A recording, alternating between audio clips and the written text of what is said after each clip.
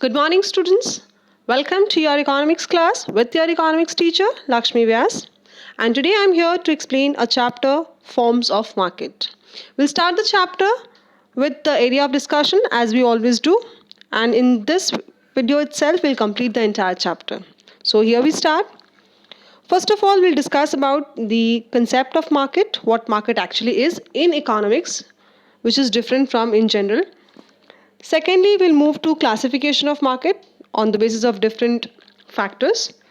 Then we will discuss some of the important markets which we need to learn in economics like perfect competition, monopoly, monopolistic competition, oligopoly, monopsony, and comparison between different forms of market.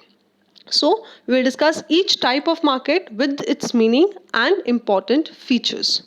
Let's start with the basic concept. In economics, the term market refers to arrangement. Yes, it is not a place. In general, what we say, market is a place where buyers and sellers are there. They can interact among themselves. They can sell and purchase the goods and services. But in economics, the physical presence of buyer or seller is not required, is not mandatory as we can say. Secondly, market is an arrangement. Yes, arrangement by which buyers and sellers are able to contract each other for economic exchange. So the interaction between buyers and sellers is very important to form a market.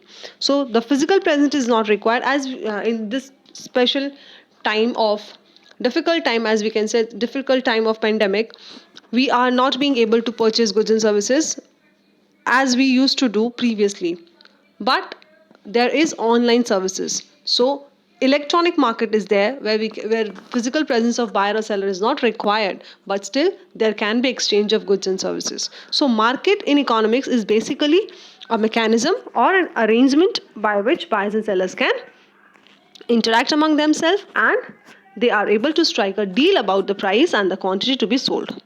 So, two distinguished features of market are: number one, market need not to be a particular place. So, geographical area of market is not required.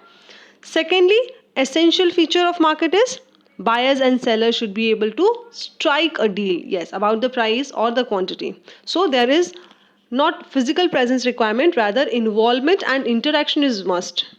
So, this is the basic concept of market.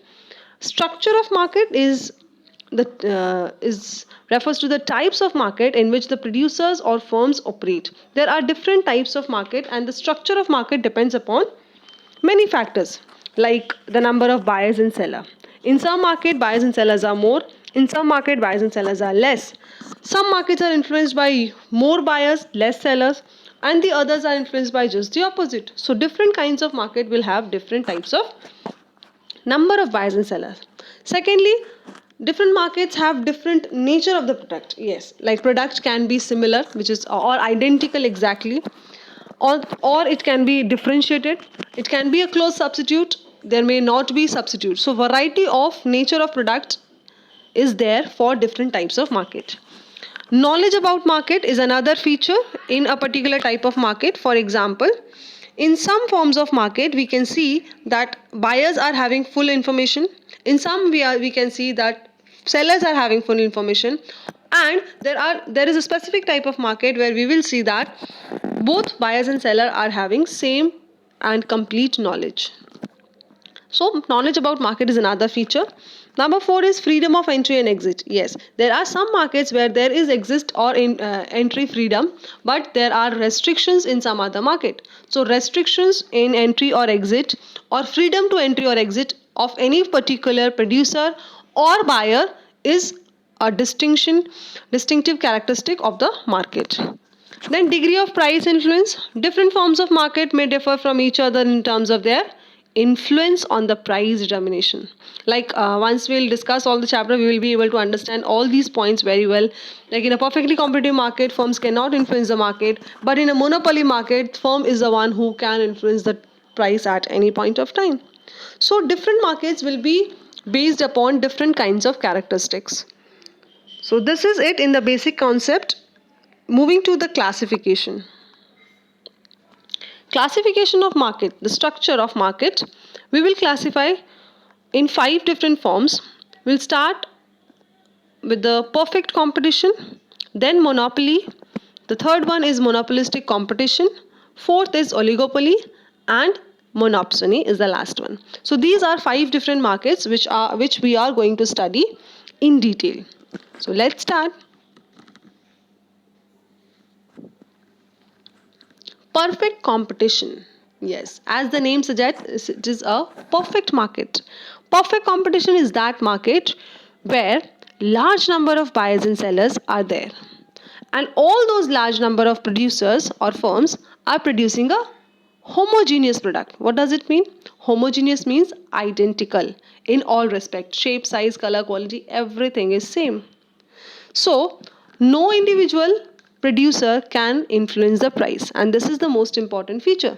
Since all the producers are selling the same product, one of them cannot influence the price entirely.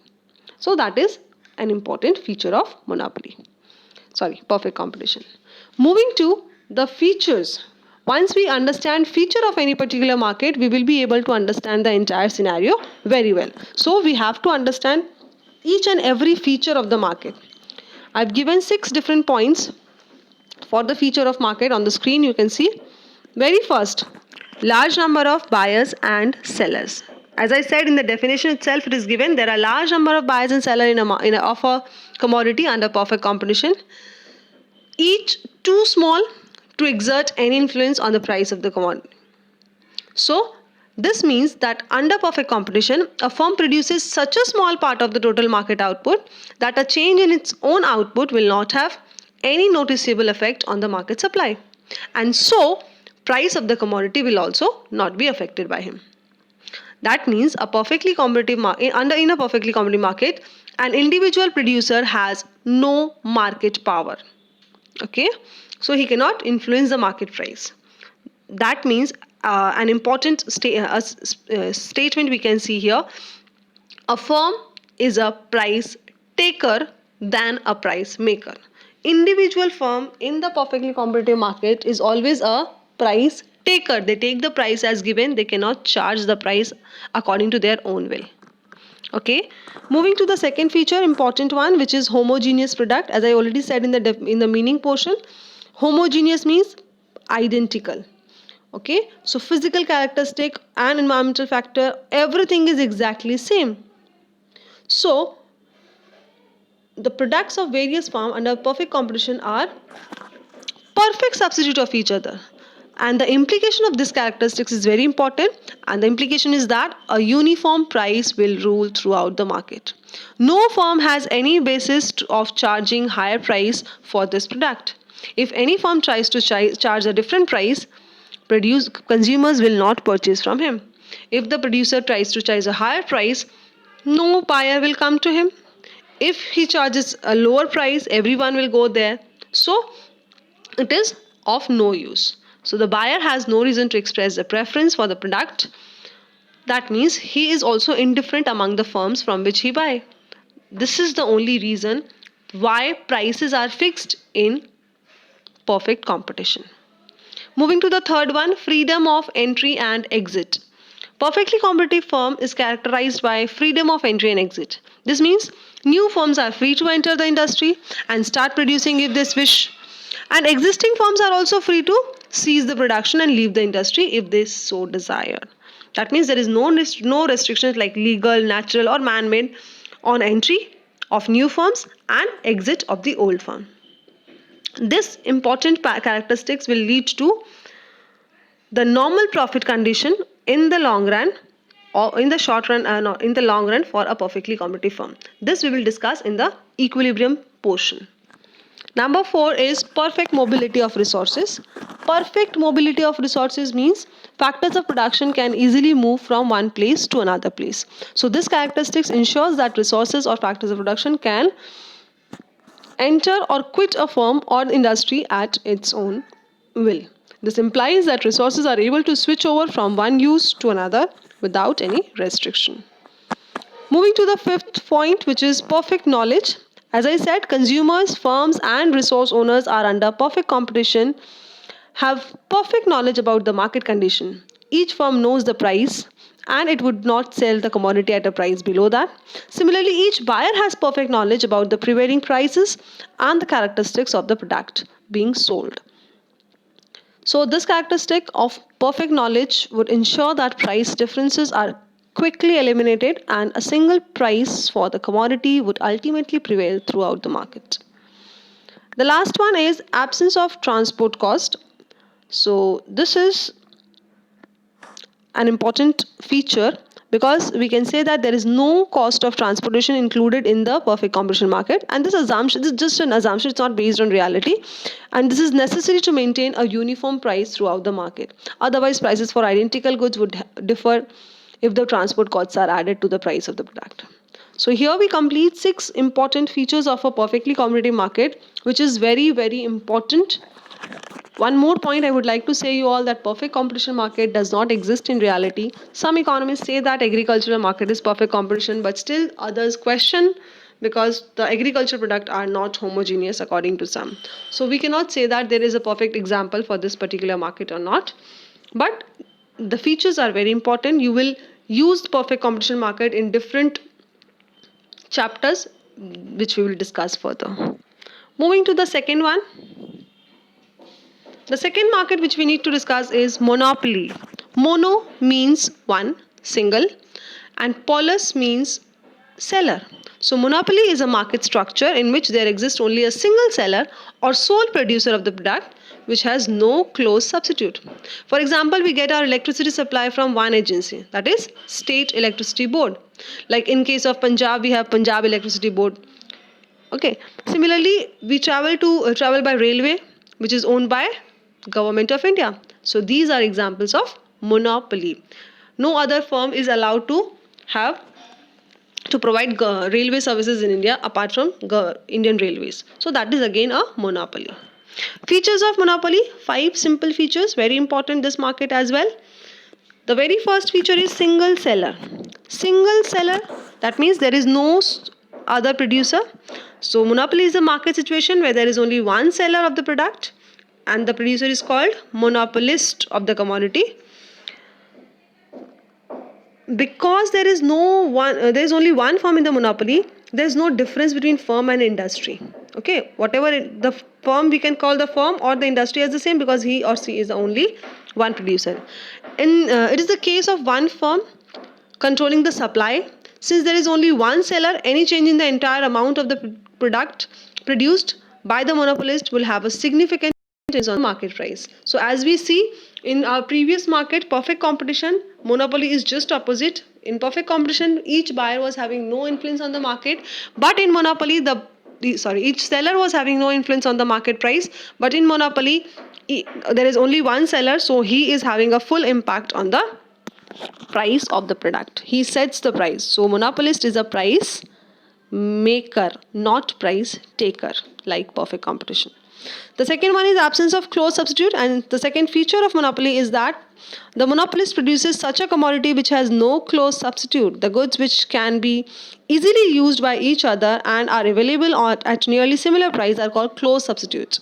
Like the examples which I have given you, railway is a services where there is no close substitute for that. We can use airways, we can use waterways, but the cost is different, the expansion way is different, and it is not exactly at the same price available. So the product sold in monopoly market is such that there is no close substitute. Okay, we are using close, we cannot say that there are substitutes available, but they are not close substitute. Moving to the third one, closed entry. Closed entry, a monopoly market is characterized by closed entry to the prospective producers. Yes, very high barriers to entry, which exist when entrepreneurs face obstacles while joining a profitable industry. There are some barriers or restrictions on the entry of the new firms in the monopoly industry, and the closed entry may result from natural or legal or man-made restrictions. These restrictions may take several forms such as patent right, copyright, government laws, economies of scale. So there are many reasons due to which monopolists are single seller and new firms cannot enter that market. Moving to the fourth one, price maker. I have already discussed this in case of other in your second point. A monopoly firm is a price maker or a price setter. It is the sole producer of the product. It can exercise considerable influence on the market supply, and monopoly represents a situation of high market power. Yes, the firm with market power is called price maker, just opposite of perfectly competitive market. Moving to the fifth one, which is the last, possibility of price discrimination. Yes, price discrimination is a situation when the producer sells the same product to different buyers at two different or more different prices, and the reasons not associated with the difference in the cost of supplying. Okay, so for example, you can see that many hospitals charge lower operation fee from poor patients and high fees from the rich patients. Similarly, Indian Railway charges lower freight rates for transporting essential products like food products, coal, etc., as compared to transportation of other products. Or electricity board also charges cheaper rates for agriculture use than domestic. So all these are examples of price discrimination. Charging different prices for the same product is called price discrimination, and this is only possible in case of a monopoly. Then we move to the next market, which is monopolistic competition. Yes, as the name it is, it's a combination of monopoly as and perfect competition. Monopolistic competition is the form of market in which there are large number of sellers of a particular product, with each seller selling somewhat differentiated but close substitute. See the difference of the products sold by the sellers.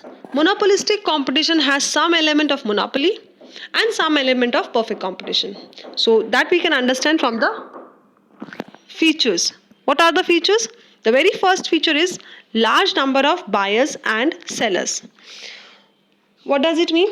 Just like the perfect competition, monopolistic competition is also a market where the number of buyers and sellers are large. So competition is always between more people. So very simple. And that is why no individual buyer or seller can influence the market price much.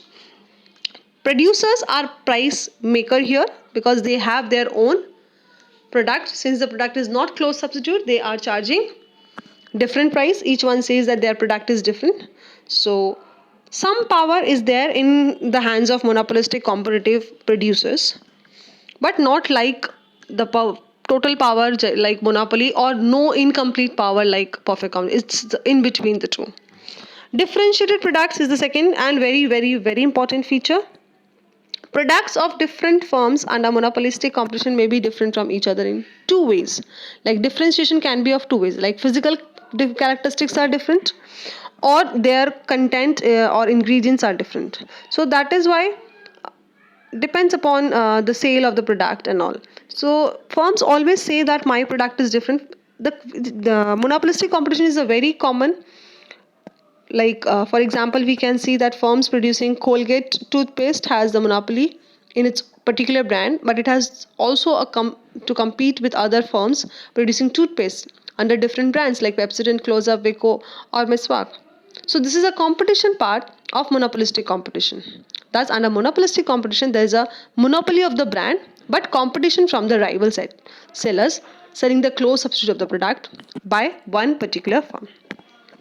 The third one is free entry and exit. Again, like competition, perfect competition. New firms can enter the market at any point of time. Existing firms can leave the market in any point of time. This is because there is no particular influence. We see it in general as well. Daily we are seeing some new brand is coming. So this is because it's allowed in monopolistic competition for entry and exit of the firms. Number 4 is selling cost. Selling cost means the expenditure incurred by the firm to promote the sale of its product through various sales promotions measures. Like advertisement cost is a kind of selling cost. The sale promotion measures in the form of, as I said, advertisement in newspaper, TV's commercial, and now social media as well. So these measures may take a form of door-to-door campaign, discount offers as well. And the purpose of these sales promotion measured by the producer of a particular brand is to lure away the consumers from other brands. Okay, by persuading them to buy their own brand rather than the other one. So these selling cost is an important cost in case of monopolistic competition, which we see many advertisements are available everywhere. Number 5, non-price competition. Yes, it's an essential part of the monopolistic competition. Firms under this market compete with each other not for the price cutting, but also for the on the basis of their non-price competition, like product differentiated. They are producing at different cost. They all want their sellers, their buyers to purchase maximum of their own product. So basically, it is a quantity based competition, not a price based. They are not competing with each other with respect to charging a lowest possible price. Rather, they are competing with each other to sell maximum possible quantity. The last feature given over here is independent price policy. As I already told, a firm under monopolistic competition can follow independent price policy. It can make its own price and output decision. It can influence the price of the commodity to some extent. And this means that a firm is a price maker. So monopolistic competition set their own prices, but the market demand determines the amount of sale at these prices. So here we complete monopolistic competition. Moving to oligopoly. Oligopoly, as the name, it has two parts. Few sellers. Competition among few sellers. It is that form of market structure in which there are a few new firms selling a product so that there is intense competition among them. 4 to 6 features are there given over here. The first important feature is intense competition. When there are a very few firms in the industry, keen competition among them is bound to exist. And since there are only a few firms, each firm produces a large share of the market. Each firm with only a few rival firms knows that it has significant market power to influence the market price, but it also knows that the other firms in the industry also have such a power too. So the number of firms is so small here that action by one firm is likely to affect the rival firm, and that therefore every firm keeps a close watch on the eye of the rival firms. It is always busy in preparing an appropriate strategy to deal with the rival firms. It has to involve both aggressive and defensive strategies to survive and prosper in the face of competition from the rival. Oligopoly is the highest form of inter-competition among the few competitors. This is in contrast to a monopolist. There is no competition, and monopolistic competition where there are many competitors. Okay. We can see some examples of in most of the modern economies, oligopoly is the main market structure for production of large number of goods like automobiles, electronic product, and many of the consumer products like baby food, vegetable oil, soft drinks. All these are oligopoly market. Number 2, interdependence. It's a very important feature of oligopoly, like interdependence of the firm with respect to decision making. And the number of firms, the main reason is the number of firms is few. So they are interdependent upon each other. Like if I give you an example, if Maruti Udyog offers free insurance cover to the buyers of Maruti cars, the other car company like Santro may also make the same offer for its buyer. Therefore, Maruti Udyog, before making such an offer, will have to take into account the reaction of the sellers of the other cars. And it is this interdependence action and reaction by the rival firms which sometimes leads to price war and price cutting among competitors. And this is what's happening in the case of Coke and Pepsi in Indian soft drink market. Interdependence of the firms in oligopoly is a key difference between oligopoly on the one hand and perfect competition, monopoly, and monopolistic competition on the other hand. The third feature is nature of the product. Yes.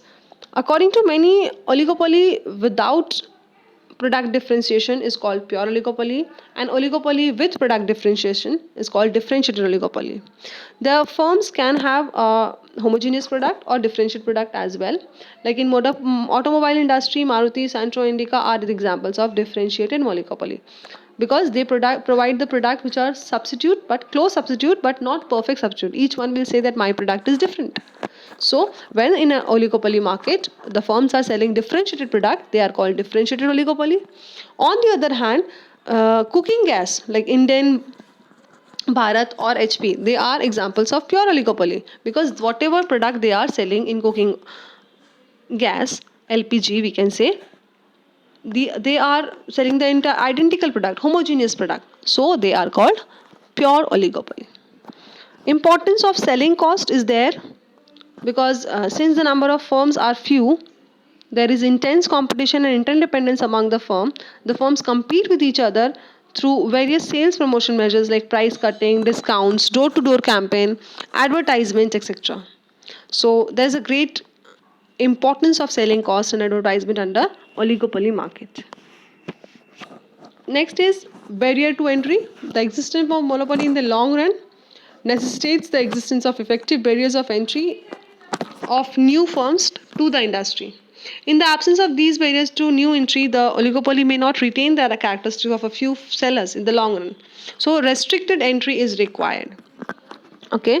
Number 6 is indeterminate demand curve of an oligopolist.